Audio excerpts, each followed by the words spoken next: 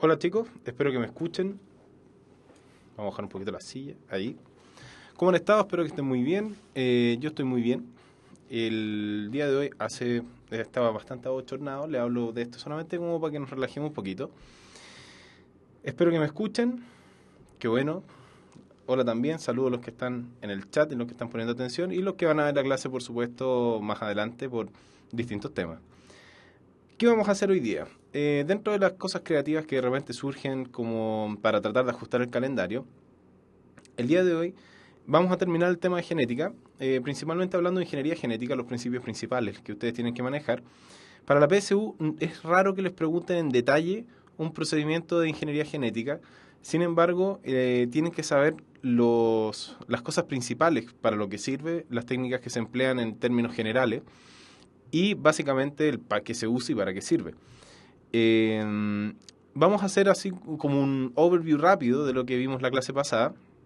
La idea es que hoy día a las 6:15, 6:20 hagamos dos clases separadas una de otra por un break de 10 minutos. Así que vamos a ser bastante rápidos, puesto que en realidad yo deduzco que esta materia la saben, así que no nos vamos a detener mucho. ¿Ya? Eso. Entonces, para los que no estuvieron la clase pasada fue de genética molecular, que básicamente hablamos acerca un poco de historia del material genético, cómo se descubrió, los eventos que llevaron a cabo, ¿no es cierto?, que se llevaron a cabo durante la historia, principalmente el siglo XIX y parte del XX, para poder descubrir la estructura final que propuso el modelo de Watson y Crick de la molécula de DNA, que es una doble hélice dextrógira con dos cadenas antiparalelas formada por las cuatro bases que ya conocemos, unidas a través de puentes de hidrógeno o enlaces de hidrógeno y enlaces fosfodiéster. Ya hablamos acerca de lo que significa 5' hablamos acerca de las características de las bases nitrogenadas, las purinas y las pirimidinas, vimos distintas estructuras del material genético y acá me quiero detener un poquito principalmente con cómo estaba distribuido el genotipo, ¿no es cierto? Que en donde 1.5% de todos los genes que están en el material genético codifican proteínas y todo el resto son secuencias que no codifican proteínas pero son súper importantes. Muchas de ellas desconocemos lo que hacen. Vimos un poco de la replicación del DNA, ¿no es cierto? Vimos los procesos, las enzimas que participan. No me voy a detener en esto porque ya lo vimos en detalle en la clase pasada, que ya está en YouTube. Hablamos también del dogma central de la biología molecular, principalmente nos detuvimos acerca de lo que significa la importancia del dogma central de la biología molecular, hablamos de la importancia del proteoma y vimos también, ¿no es cierto?, qué información, ¿no es cierto?, cómo tiene que fluir la información desde el ácido desoxirribonucleico hasta las proteínas y sus respectivas excepciones. Hablamos de la transcripción, vimos distintos tipos de RNA, dentro de los cuales nos detuvimos harto en el RNA mensajero y en el heterogéneo nuclear, con sus respectivas características propias. Vamos a saltarnos esto que ya lo vimos en la clase pasada, las secuencias consenso, todo cómo se regula la transcripción de los genes. Vimos el splicing y la importancia del splicing alternativo. Y vimos síntesis proteica, donde hablamos también de los otros RNAs que nos habían quedado pendientes, el de transferencia y el ribosomal. Principalmente vimos cómo actúa la aminoácido RNA transferencia sintetasa y vimos también cómo se forman los ribosomas, la importancia del código genético y cómo ocurre la síntesis proteica como tal. Entonces, lo que nos está quedando pendiente ahora es hablar un poco de ingeniería genética. Y acá ya vamos a sacar el pie del acelerador, ya vimos en detalle qué habíamos visto, así que para los que les queden dudas, la clase está en YouTube. Entonces, para comenzar, la ingeniería genética, más que una carrera como tal, es una disciplina, es una ciencia que estudia básicamente el material genético y el lograr controlar los genes y poder transferir y modificar, ¿no es cierto?, el genotipo de distintos organismos para distintos fines. No sé si se dan cuenta que en realidad si hablamos de manipulación genética y hablamos de transferencia génica, estamos hablando de elementos que son bastante contemporáneos, que son bastante nuevos, y es súper importante darse cuenta que esta ciencia todavía, si bien está bastante avanzada para nosotros, todavía no llegamos a un estado de avance dentro de lo que quizás pueda pasar, tomando como base que en realidad entendemos poco de nuestro genoma. sabemos mucho pero entendemos poco, por lo tanto eso es una complicación bastante llamativa. Y la importancia, y de lo que vamos a hablar ahora en realidad, es sobre el impacto que ha tenido sobre el desarrollo común, ¿no es cierto?, de la vida de todos los que vivimos un modo de vida más, entre comillas, occidentalizado.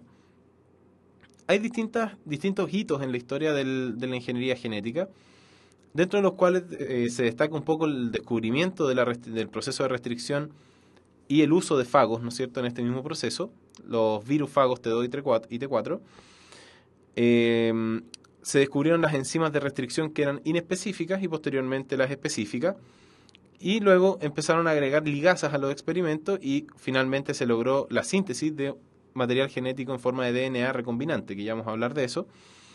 Y finalmente, una de las cosas más importantes que ha tenido lugar en la historia de la ingeniería genética es el uso de este material genético recombinante a lograr transferirlo a una célula destino a través de diferentes vectores para lograr integrar este material que nosotros fabricamos y que la misma célula pueda empezar a leerlo y a empezar a traducirlo o lo que tenga lugar para lo que esté diseñado el material genético. Por lo tanto, es bastante poderoso acerca de lo que estamos hablando.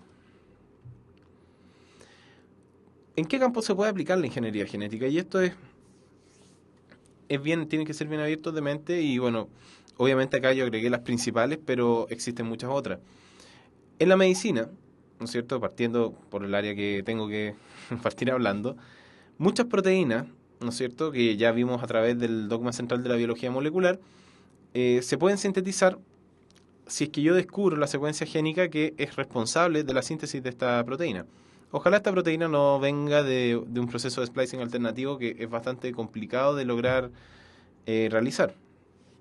Ahora, lo que también se puede hacer es que estas proteínas se pueden leer, se puede saber su secuencia aminoácidica, y con eso yo puedo fabricar una sonda genética y con eso yo puedo integrarla a alguna célula en cultivo, por ejemplo, y que se sintetice la proteína sin necesidad de pasar por un splicing ni pasar por una traducción de alguna mecánica que no sea cap dependiente, sino que puedo simplemente sintetizar un DNA que me replique una proteína que yo ya conozco.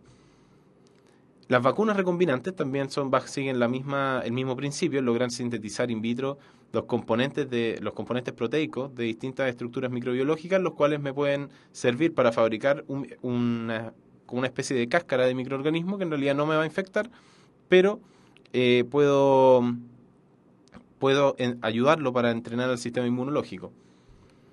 El diagnóstico genético también ha sido uno de los campos bien importantes y acá nos alejamos un poco acerca de la síntesis de genes y de cosas por el estilo, sino que nos vamos más hacia el punto de entender nuestro genoma y ver si hay algunas secuencias que se asocian con algunas enfermedades, como por ejemplo algunas repeticiones en tándem asociados, por ejemplo, a la corea de Huntington, entre otras enfermedades.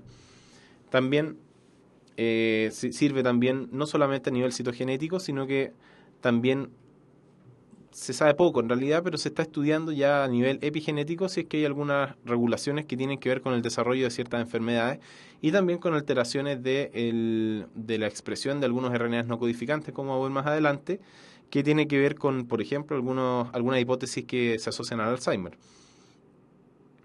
¿No es cierto? Y entre otros campos también importantes, para no profundizarnos mucho, la agricultura también es un campo súper importante donde es el campo principal donde ustedes tienen que manejar la ingeniería genética, yo diría, para la PSU. Acá yo creo que más de alguna vez ustedes han escuchado hablar de los alimentos transgénicos y viene de acá. Viene del uso de distintos genes que promueven distintas características que antes una especie agropecuaria no tenía. Por ejemplo, hacer que las especies sean larga vida, como los conocidos tomates larga vida, que tienen incluido dentro de su genotipo genes que provienen de algunos arácnidos, como por ejemplo en realidad, no sé si clasificarlos como arácnidos, pero de todas maneras igual como el alacrán o escorpiones. Algunas plantas también se pueden inocular, ¿no es cierto? Se les puede transferir algunos genes que puedan producir sustancias que sean plaguicidas y hacer que estas plantas ahora sean resistentes a algunas plagas. Y también se pueden modificar. Por ejemplo, yo puedo hacer que siguiendo con el ejemplo del tomate, puedo hacer tomates más grandes, puedo hacer tomates que tengan más sabor, puedo hacer tomates más bonitos, más parejos, ¿no es cierto? No tan polimorfos como son los tomates orgánicos, etcétera. Y eso ha llevado a una serie de elementos bien interesantes. Si se dan cuenta, si yo logro fabricar un vegetal que en realidad dure mucho más tiempo, significa que es más resistente a la pudrición, que es más resistente a una serie de efectos ambientales, ¿no es cierto?, en su cultivo, y eso tiene un impacto económico muy importante. Y ese es uno de los prismas que tienen que pensar dentro de lo que es la ingeniería genética aplicada a ámbitos agronómicos, que tiene que ver con el impacto que con el impacto económico que puede tener de estos sistemas. Consideraciones éticas son bien interesantes y por eso también las quise incluir. La ingeniería genética para desarrollarse tiene una dependencia económica fuerte, puesto que son laboratorios sumamente avanzados y que requieren un flujo de dinero bastante grande. Falta información sobre el genoma, eso es lo que yo les comentaba al principio, y todavía no se conocen bien los riesgos de la experimentación en el DNA. Por ejemplo, un pensamiento bastante básico es que si yo me como una especie transgénica, en realidad no tendría teóricamente que preocuparme, puesto que yo tengo enzimas DNAsas y RNasas, ¿no es cierto?, que van a degradar gran parte del material genético, por no decir todo, de las células de los organismos que yo me como. Pero no se sabe muy bien. Por ejemplo, podrían haber priones que en realidad viniesen con estas comidas y pudiesen tener algún efecto. Y obviamente no lo sabemos. Por lo tanto, falta un poco de información acerca del tema. Por ahora no se han reportado efectos dañinos. Tampoco se han reportado efectos favorables. Por lo tanto, estamos todavía en un periodo de incertidumbre y como muchas de estas investigaciones dependen en gran parte del dinero, a veces la fuente de este dinero modifica los resultados de estas investigaciones, los cuales nos les quita un poco de veracidad a los resultados de estas investigaciones. Para los que me preguntan en el chat, MABS, no lo quise mencionar, pero MABS significa anticuerpos monoclonales.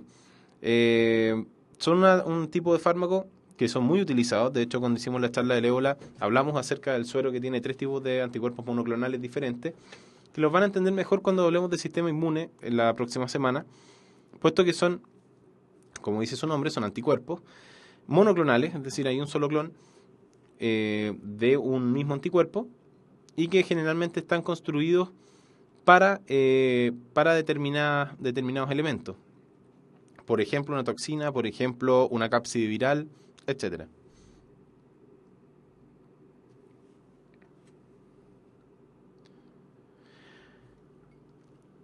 Entonces, lo que les comentaba acerca de la ciencia genética versus economía, les dije, ¿no es cierto?, que los procesos genéticos son de alto costo, las precauciones son todavía más caras que los mismos costos de las investigaciones, perdón, y el progreso de la ciencia genética son directamente proporcional al capital que se les inyecte, y por eso en países tercermundistas, como el nuestro, el desarrollo de esta ciencia es casi nulo. Y por eso dependemos acerca de las tecnologías que desarrollan países desarrollados, valiendo la redundancia, como Estados Unidos, como Japón, como algunos países europeos. Porque ellos son los que llevan la batuta en esto.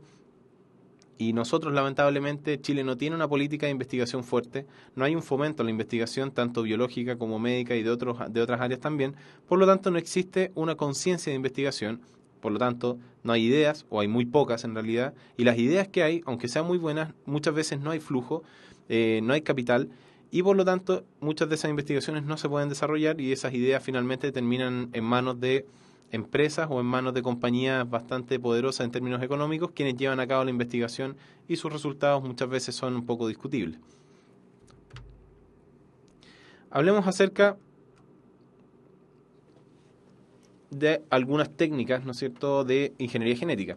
Me preguntan en el chat si los resultados de la PCR o de la electroforesis entran en la PSU de este año. No está detallado como tal, pero hay que conocer las técnicas, hay que saber en qué consisten y para qué sirve. Y eso básicamente es lo que este conchito de clase de ingeniería genética o de genética molecular en términos generales orienta.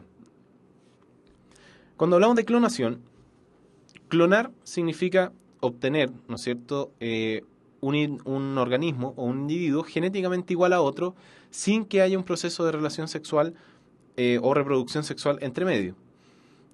Por ejemplo, las bacterias, cuando se replican a través de la fisión binaria, utilizan este proceso y generan clones. Acá estamos obviamente haciendo a un lado los mecanismos de variabilidad de las bacterias. Y el mejor ejemplo fue la oveja Dolly, en la cual teníamos una oveja, ¿no es cierto?, a la cual se le sacó un ovocito 2, se le sacó el núcleo, y luego se estimuló la fusión de este ovocito con un núcleo de una célula somática de otra oveja, y esta célula luego se implantó en otra oveja para que gestara. Obviamente acá hubieron estimulaciones eléctricas y una serie de otros procesos que nos estamos saltando. Se generó un embrión y este embrión comenzó a desarrollarse y nació una ovejita, que es esta, que es un clon de esta. La información genética de esta oveja es exactamente igual a esta oveja y esta ovejita se llamó oveja Dolly. Ahora, ¿cuál fue el punto de esto? En realidad imagínense el calibre de este experimento, lograr clonar un individuo. ¿Qué es lo que pasó acá? Que no se tomó en cuenta que en realidad el material genético sí envejece. Por lo tanto, ese material genético, por eso oveja Dolly no vivió tanto, fue principalmente porque también hay mecanismos que no solamente están asociados al material genético, sino que hay otros tipos de herencia, como por ejemplo las herencias mitocondriales, y además no sabemos mecanismos genéticos, a nivel epigenético, que tengan que ver con herencias proteómicas, con herencias de las modificaciones de las bases nitrogenadas, etcétera.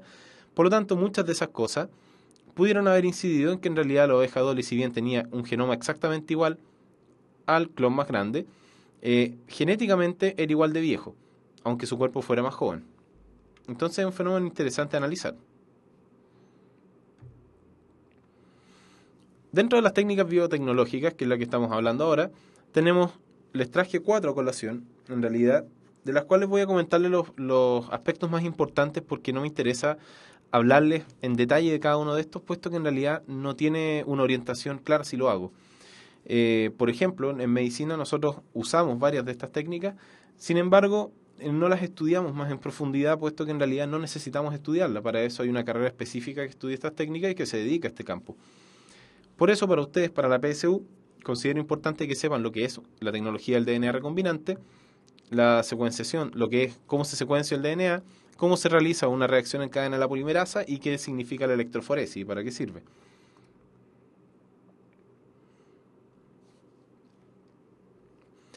Entonces, el DNA recombinante básicamente es que se pueda tomar un fragmento de DNA y se pueda aislar y manipular y luego se puede introducir en otro organismo. Por eso se llama recombinante, que viene de recombinación, de poder recombinarlo con otro material genético. Entonces, lo importante es que cuando vamos a trabajar con material genético tenemos que usar endonucleasa, que se llaman de restricción. Vamos a ver unos cortes que hacen estas enzimas, que son como unos escalones, con lo cual después nosotros vamos a poder integrar y ensamblar lo que es el segmento nuevo que estamos haciendo.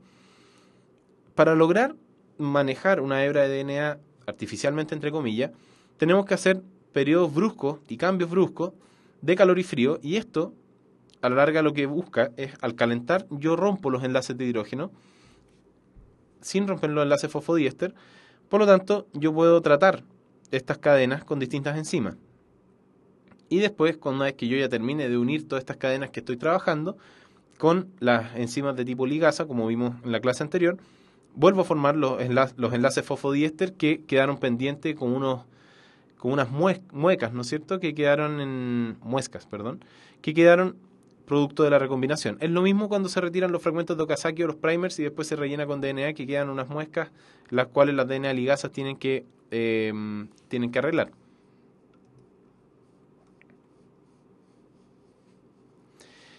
Lo importante es que posteriormente a las modificaciones que nosotros hicimos, se agrega este DNA, que ya terminamos, ¿no es cierto?, a un vector para ser recombinado. Y en general, el organismo que nosotros utilizamos, o que se utiliza en realidad para recombinar material, tiene que ser una partícula o un microorganismo que sea capaz, que sea fácil de manipular, que yo le pueda poner el material genético y que que el ciclo de este microorganismo incluya integrar este material genético al material genético de la célula huésped.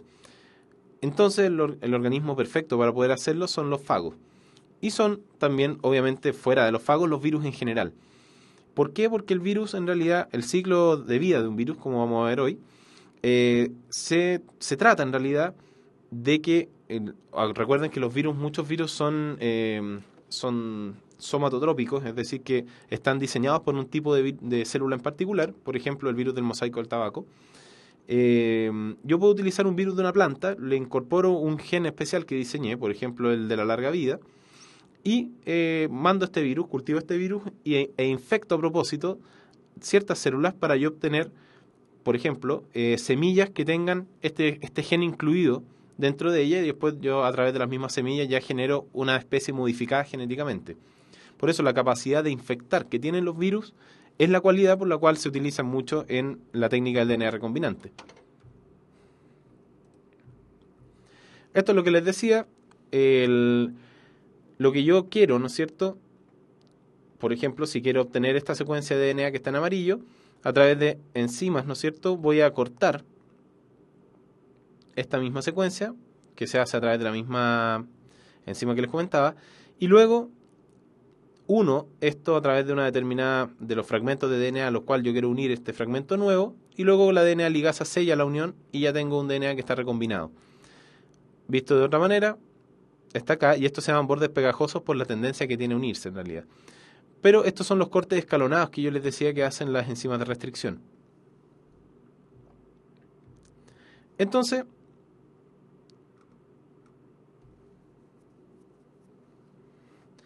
en realidad, me preguntan si es que el material envejece por acortamiento de los telómeros. Esa es una de las hipótesis que se plantea para el envejecimiento del material genético, pero en realidad muy probablemente se deba a otras cosas, como por ejemplo los radicales de oxígeno que se generan, las especies reactivas de oxígeno, los ROS, que tengan un efecto dentro de lo que es la transcripción de ciertos genes, de lo que es la unión de ciertas secuencias y la dinámica en general del material genético. Por eso es bien importante y por eso obviamente el cigarro, que aporta una serie de radicales oxidantes y una serie de sustancias nocivas, hace que el aspecto de las personas que fuman durante mucho tiempo se vean mucho más viejos de los que no fuman.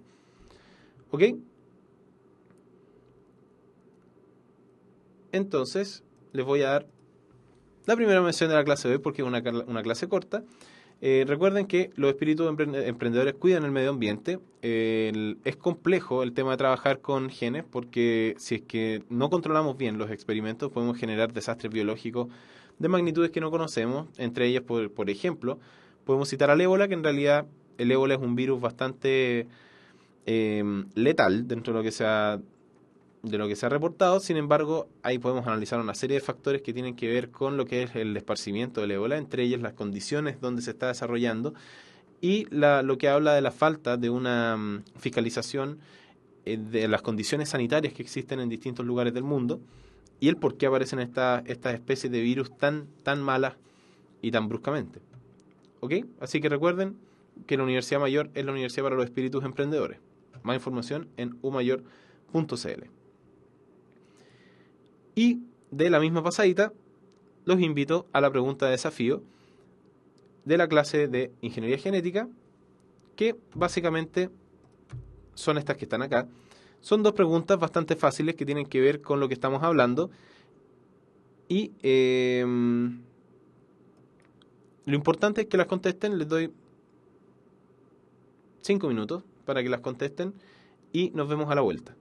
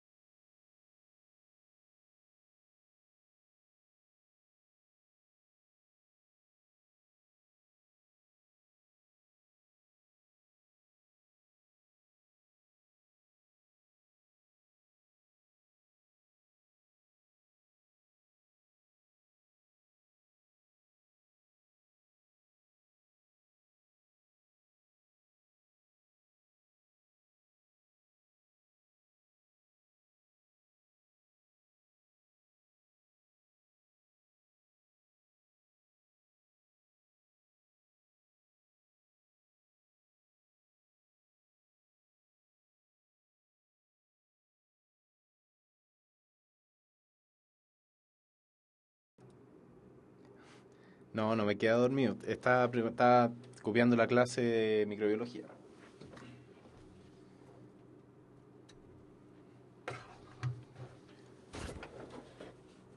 Entonces, en realidad, como bien están comentando,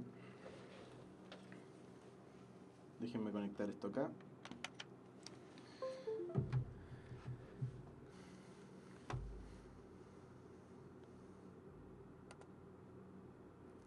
Como bien estaban comentando, la pregunta 4 decía en realidad qué características de los virus permite la introducción de genes a las células eucariotas.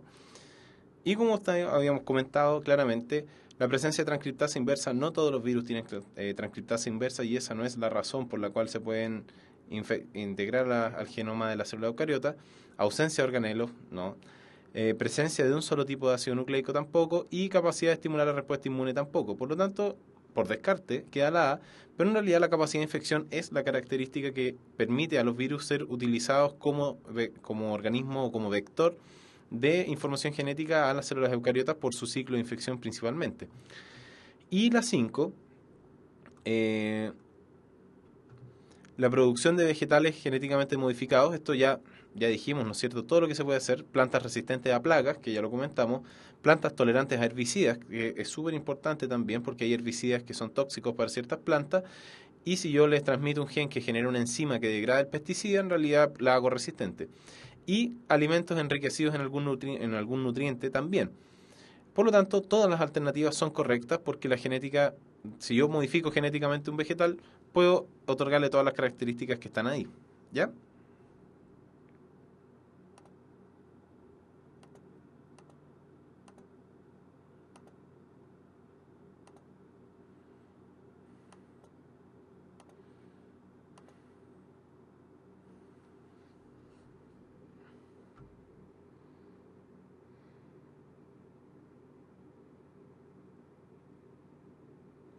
Lo que pasa es que cuando se llaman enzimas de restricción, porque teóricamente yo quiero restringir una secuencia genética a una secuencia que yo quiero modificar.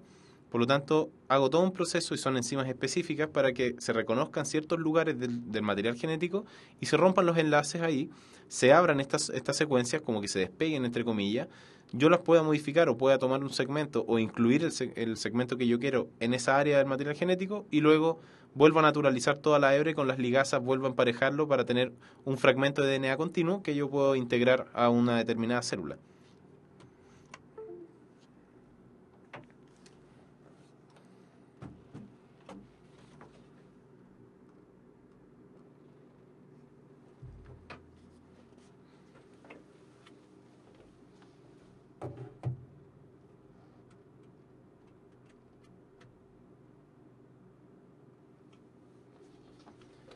Entonces, vamos a seguir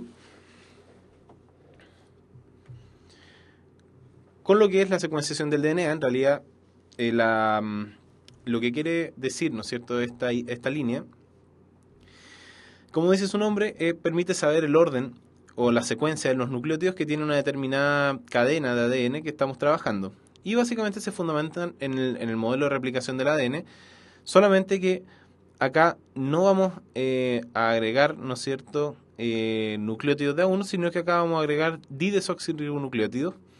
Y lo importante es que acá vamos agregando de a poco y vamos viendo cómo va creciendo la hebra según lo que nosotros vayamos agregando. Teóricamente, si nosotros agregamos determinados nucleótidos y la hebra se hace más pesada, obviamente se está replicando y significa que lo que yo estoy agregando va siendo correcto.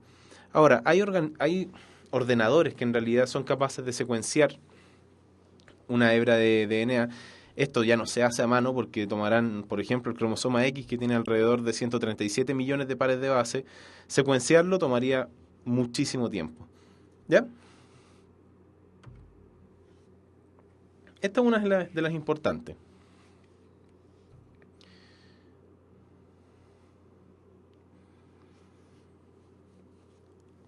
Entonces pónganme atención con esto. La reacción en cadena de la polimerasa, o la PCR por sus siglas en inglés, el objetivo que tiene es amplificar una copia de DNA que podamos obtener, o RNA, en caso que nosotros queramos utilizar una PCR para RNA, requiere una maquinaria clásica, ¿no es cierto?, de replicación del DNA. Necesito primers, necesito desoxirribonucleótidos y necesito las polimerasas características.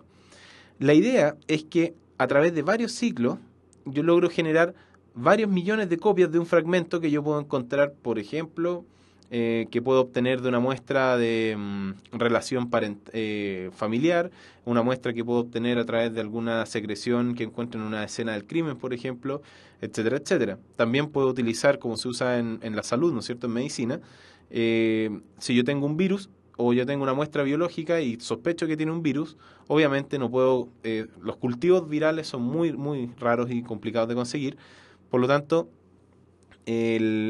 obtengo y pido una PCR para determinados organismos y en realidad a través de PCR yo puedo encontrar la presencia de determinados virus, por ejemplo, en una meningitis viral o en una meningoencefalitis viral y en otras enfermedades causadas por virus que en realidad el método de elección para detectarlo es o la serología a través de técnicas inmunológicas o utilizando PCR. ¿Ok? Entonces la idea de la PCR es amplificar una copia de DNA a través de diferentes ciclos que incorporan la maquinaria de replicación del DNA. Y la electroforesis es una técnica, como dice su nombre, que utiliza un potencial eléctrico para estimular la migración y la separación de determinadas moléculas que nosotros agregamos en un gel especial, que por ejemplo acá está el gel de poliacrilamida, pero también se puede utilizar un gel de acarosa, que son los comunes que se usan. Y la migración, obviamente, depende de la carga eléctrica que tenga la molécula que estamos estudiando y del peso molecular en daltons o en kilodalton. Por lo tanto, acá nosotros tenemos la placa, ¿no es cierto?, que tiene el gel y nosotros la colocamos ¿no es cierto?, en el soporte, donde yo voy a tener el ánodo, ¿no es cierto?, en una zona, el cátodo en otra, y a través de eso voy a producir la migración de las moléculas a través del gel. No les puse ninguna foto, pero les puedo mandar una, sean bastante parecidos a esto. Teóricamente, para lo que sirve en realidad es que si yo por PCR amplifiqué lo que yo encontré, por ejemplo, un sospechoso, que es el mejor ejemplo para esto. Si yo tengo determinados sospechosos de un homicidio y encuentro un pelo, por ejemplo, en la escena del crimen, amplifico el material genético que puedan contener las células del folículo piloso de ese pelo y creo una columna y después tomo todos mis sospechosos y les hago la misma muestra, ¿no es cierto? Y veo hasta dónde llegan la migración, ¿no es cierto?, de las bandas en la electroforesis y el patrón que sea exactamente igual al patrón que yo estoy estudiando es el responsable o el que originó ese pelo y con eso yo puedo encontrar al culpable, por darle un ejemplo simplificado.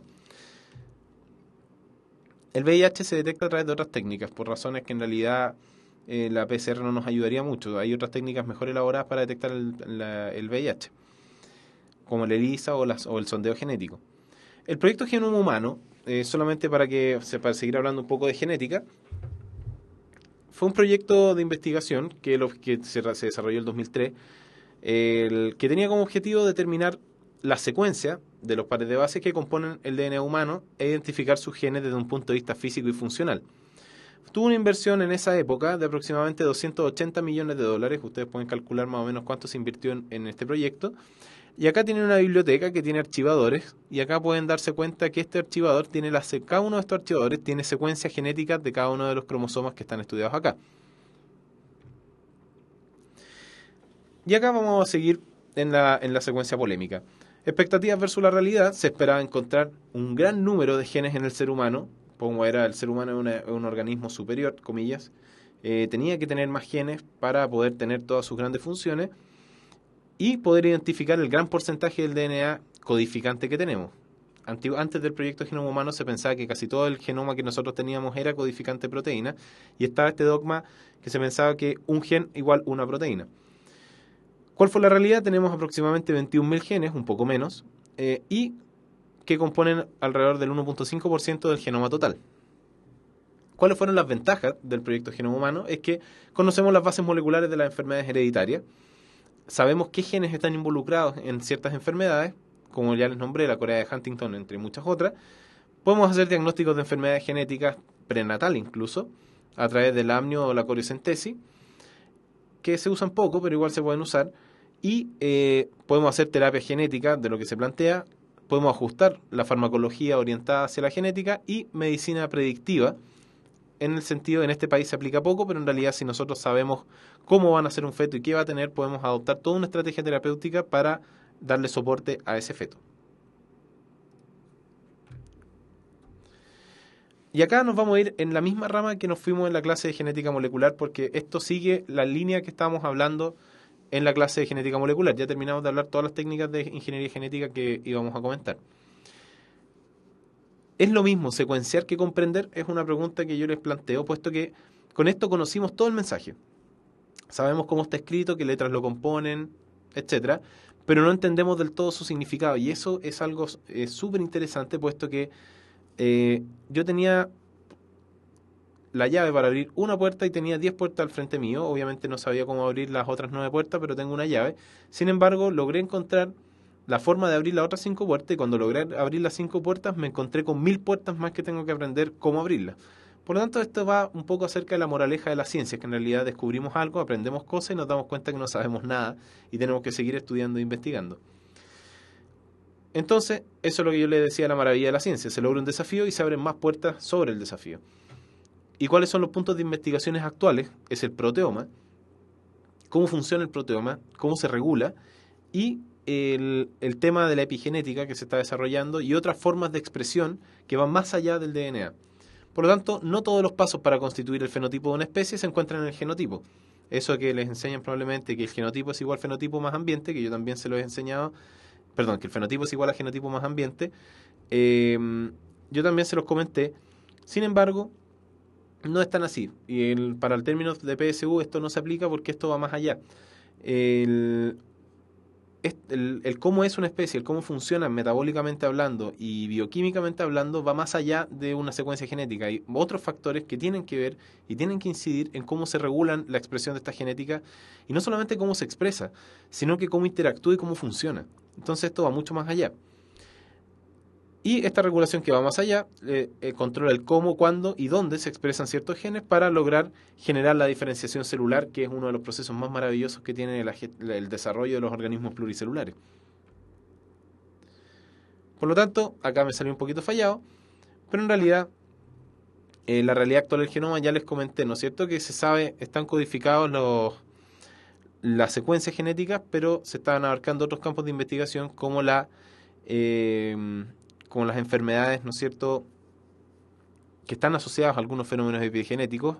El síndrome de Marfan, ¿no es cierto?, y otros más que yo les había notado acá, se han asociado a mutaciones claras que son moleculares también, y también se le ha asociado algún componente algo epigenético, y se deja la pregunta abierta, que en realidad, ¿qué mensajes oculta la secuencia genética o las secuencias que no sabemos qué codifican?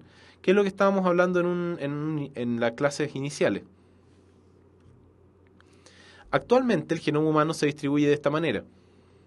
Tenemos el genoma mitocondrial, que nos aporta alrededor de 37 genes, y el genoma nuclear, que tiene alrededor de 80.000 genes. Dentro de estos 80.000 genes, tenemos aproximadamente un 25% que se divide en genes y secuencias relacionadas con los genes. O sea, ahí pueden calcular ustedes más o menos que alrededor de 20.000 genes tienen que ver con los genes y las secuencias relacionadas. Y acá tenemos del DNA codificante, es el 10% de este 20.000, y de los genes no codificantes, alrededor del 90% de esta secuencia que estamos hablando, que se divide en pseudogenes, en fragmentos de genes, en intrones, en secuencias que no se traducen, etc. Y por el otro lado nos vamos al DNA extragénico, que no son genes. Y acá tenemos secuencias repetitivas, como los lines y los cines, y también tenemos secuencias altamente repetitivas o moderadamente repetitivas, y acá tenemos las repeticiones en tándem, y tenemos las repeticiones intercaladas, ¿no es cierto?, que existen en distintas secuencias. En el genoma mitocondrial básicamente tenemos genes para RNA ribosomales, 22 genes para RNA de transferencia y 13 polipéptidos que funcionan en la mitocondria, nada más que eso. Entonces el genoma nuclear es de tal complejidad, si acá ustedes piensan, tenemos un 10% del 25% de 80.000 que tienen que ver con la expresión proteica. Y todo el resto de los genes que tenemos no codifica proteína. Por lo tanto, la pregunta es, ¿qué hace? ¿Y qué tiene que ver? Y la otra contrapregunta, ¿estos genes cuando se alteran tienen algo que ver o se ven afectados los genes que sí codifican proteína? Otra pregunta es, ¿estos genes tienen algo que ver en la modificación del funcionamiento bioquímico de este organismo? ¿En qué influye? ¿Cómo funciona? No lo sabemos muy bien todavía. Y solamente para extrapolar en términos para que vean lo importante que es esto, el universo está compuesto en un 73% de energía oscura. Eso ya lo sabemos, ¿no es cierto? El resto del macrocosmos, el 23%, se compone de materia oscura, que es una materia que con la cual no podemos interactuar, pero sí ejerce efectos importantes, como por ejemplo los machos que controlan lo que es el fenómeno orbitario de los planetas, puesto que los modelos físicos, en algunos detalles, no puede predecir que los planetas continúen orbitando perfectamente a una distancia relativamente constante, exceptuando las órbitas extremadamente elípticas, de las estrellas que sí generan un campo magnético, perdón, un campo gravitacional. Entonces eso es interesante. Fíjense que casi el 95-96% del universo está compuesto por energía y materia oscura. Hay alrededor de un 4% de gas intergaláctico y un 0.4% son las estrellas, son los planetas, los asteroides y la materia y la energía que nosotros podemos interactuar. ¿Qué nos dice esto? Esta distribución es muy parecida al genoma humano. El genoma humano, el 1.5% codifica las proteínas que nos hacen ser como somos. Sin embargo, hay otro gran respaldo detrás, que es demasiado grande en cuanto a proporciones, que algo tiene que ver con la regulación de estos genes y el por qué y cómo actuamos. Por lo tanto, muy probablemente el universo funciona de la misma manera, que la energía y la materia oscura tienen que ver el cómo y tienen que influir sobre el cómo funciona la energía clara, entre comillas, dicen ponen energía clara, y la materia sobre la cual nosotros pertenecemos. Y si nosotros nos vamos a estructuras sociales, se pueden dar cuenta que en realidad cuando nosotros hacemos estructuras sociales, imitamos los comportamientos biológicos. Sin que las personas, por ejemplo, que están en las alcaldías, en el gobierno, en distintas estructuras sociales del ser humano, aunque sepan nada de biología, imitan fenómenos biológicos. Y eso probablemente tiene que ver con la misma organización del genoma nuclear, la organización microscópica de la vida, al igual de lo que se habla generalmente de un macro y el microcosmos. Por lo tanto, al final todo es una sola cosa.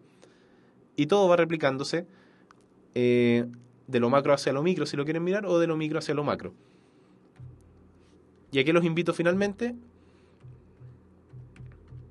en estas últimas 3 diapositivas de genética molecular, la epigenética son todos los factores que modifican la expresión genética sin tener algo que ver con el DNA.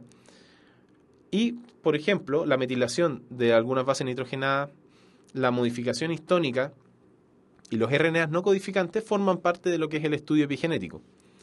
¿Y qué son los RNAs no codificantes? Y acá viene el no-coding RNA. Tenemos 2 grandes familias.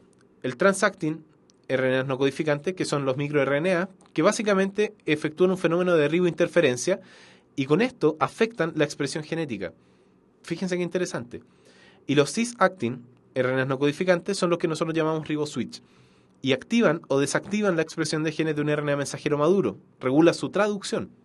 Por ejemplo, tenemos elementos, cuando nosotros tenemos poco fierro disponible en el plasma, uno de los elementos que son los IRE, que son los Iron Response Elements, que tienen que ver con los mecanismos que adoptan las células para poder utilizar y captar más fierro o liberar las reservas de fierro, de hierro en realidad, para poder promover la síntesis de eritrocitos en determinados casos y de hemoglobina, está regulado a través de riboswitch. Por lo tanto, yo puedo regular la expresión genética en la transcripción misma a través de los microRNA y puedo regular la expresión genética de los RNAs mensajeros ya transcritos y maduros a través de riboswitch, que activan o desactivan la expresión de estos RNAs mensajeros dependiendo del contexto de la célula.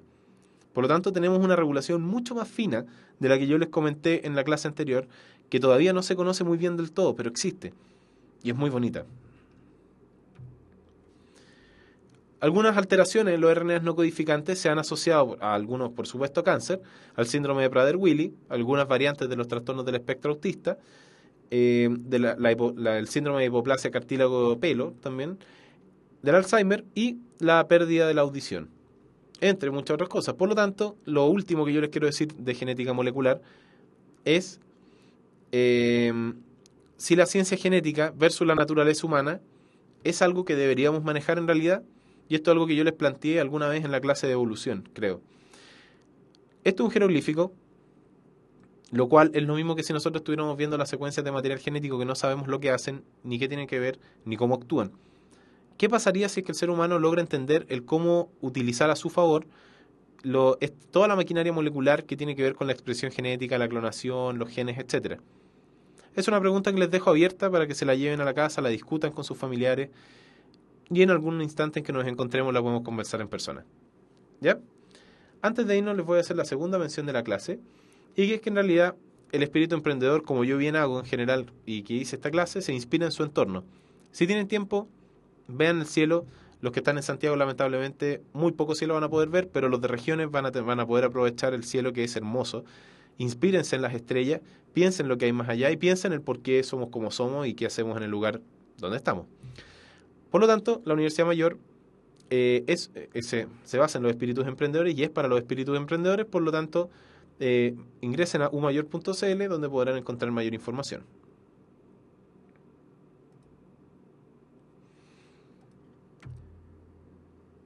¿Ok? Entonces esa era la clase de genética molecular e ingeniería genética. La clase anterior obviamente va enlazada con esta clase. Espero que les haya quedado un poco claro y que les haya gustado un poco el tema. Y eso, cualquier duda, postéenla con toda confianza. Vamos a tratar de resolverla en la medida que los tiempos den. ¿Ya? Así que eso. Por ahora me despido y los veo en 10 minutos más para ver si alcanzamos a hacer la clase. Yo creo que sí. ¿Ya? Eso. Muchas gracias y nos vemos. Chao, chao.